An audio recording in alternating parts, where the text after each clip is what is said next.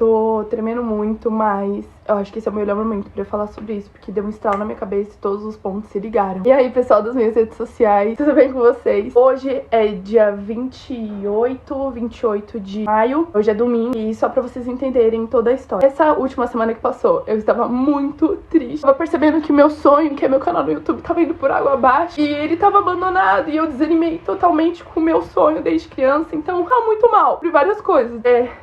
Referente a várias coisas. E aí, na sexta-feira, eu tive um sonho. Todo mundo sonha. Quem fala que não sonha é porque não lembra do sonho. Todos nós sonhamos, porque não tem como o cérebro não projetar nada enquanto a gente dorme. Eu sonho muito, eu tenho muitos sonhos aleatórios, eu tenho muitos sonhos que acontecem na vida real depois, como se fosse uma previsão. Eu sou sensitiva, enfim. Na sexta-feira eu tive o sonho de eu estava na praia, tava tendo pessoas estourando fogos e tal, eu sonho muito com praia. Eu tava na praia com uma amiga minha e outras pessoas. Quando eu tava chegando perto da beira da praia, eu comecei a ter outro sonho. Então eu não consegui pisar na água, eu tava bem na beira, eu não consegui pisar literalmente na água completamente. Comecei a ter outro sonho e do nada, na hora, eu senti alguma coisa na beira da cama, passando a mão na minha cabeça, dizendo: se você tiver medo, você pode voltar pra casa. Eu não senti uma energia boa, não acho que tenha sido uma coisa boa. Nesse finalzinho de sonho onde aconteceu isso, onde eu senti alguma coisa passando a mão na minha cabeça, eu deduzi, sonhando, meio que dormindo, que foi essa minha mãe me acordando porque eu estava atrasada no dia pra ir trabalhar. Mas resumindo, eu não ouvi a porta do quarto, não era minha mãe. E até quando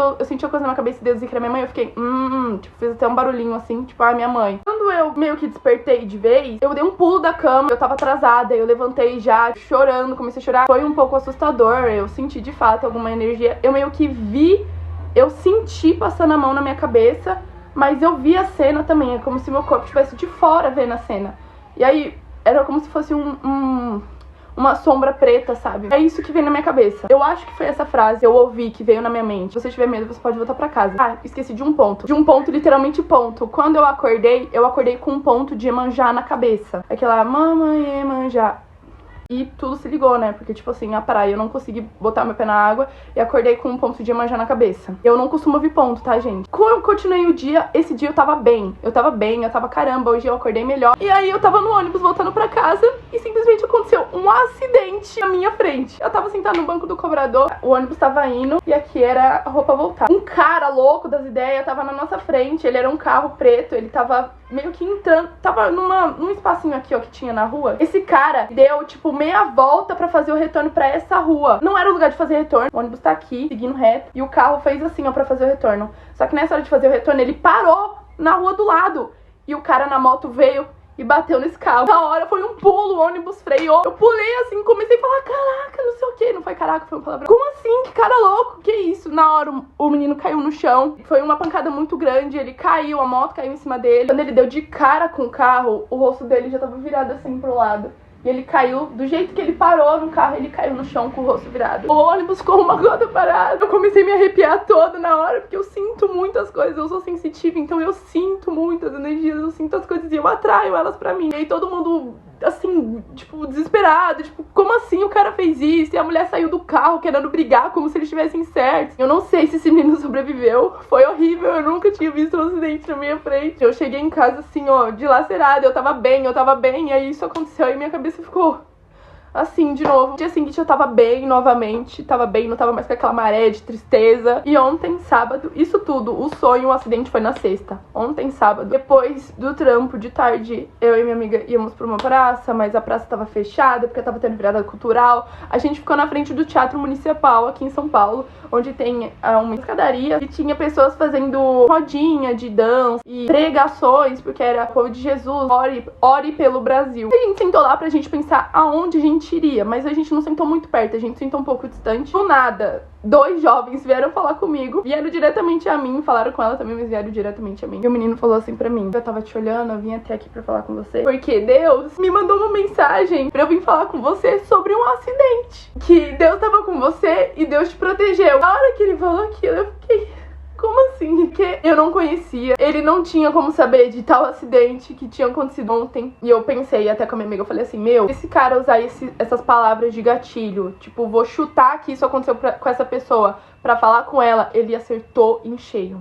Mas eu acho que não foi chute não, gente.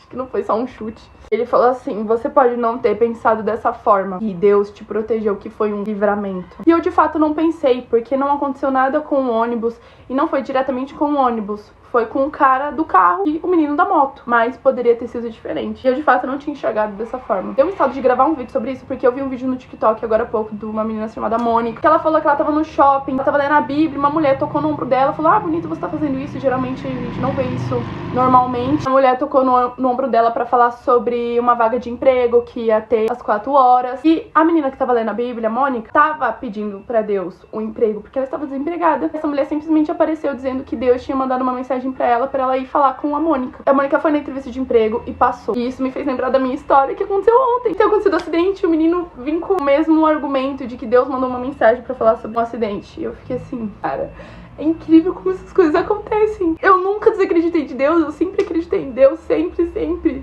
Sempre tive fé e sempre tive fé de que as coisas dariam certo. A menina que tava com ele orou por mim. Eu quase chorei, assim, me segurei ao máximo só porque eu tava maquiada. Mas a vontade que eu tinha era de derramar em lágrimas. Tudo se ligou, gente. Eu sonhei com uma energia boa, Iemanjá, e sonhei com uma energia ruim tocando na minha cabeça. Em seguida aconteceu o acidente, em seguida apareceu um menino falando sobre Deus, sobre uma coisa que ele não tinha como saber, que era o acidente. Aí apareceu outra mulher que fazia parte da rodinha, que era Ore pelo Brasil, e ela me deu essa pulseirinha aqui e explicou o que significava todas as cores, ela orou pra mim também. E tem coisas que é pra acontecer. Eu nunca sento ali, eu nunca fico perto dessas rodinhas de pregações. E eu fiquei, justamente apareceu essa mulher, apareceu o menino. Ela falou que a gente tem uma história traçada desde quando a gente é um embrião. E aí eu falei, eu sempre acreditei nisso, eu sempre acreditei que já tinha uma história traçada. E eu falei que eu tô praticamente desistindo do meu sonho. Eu acredito muito nisso porque não é possível que Deus colocou uma coisa na minha cabeça desde criança.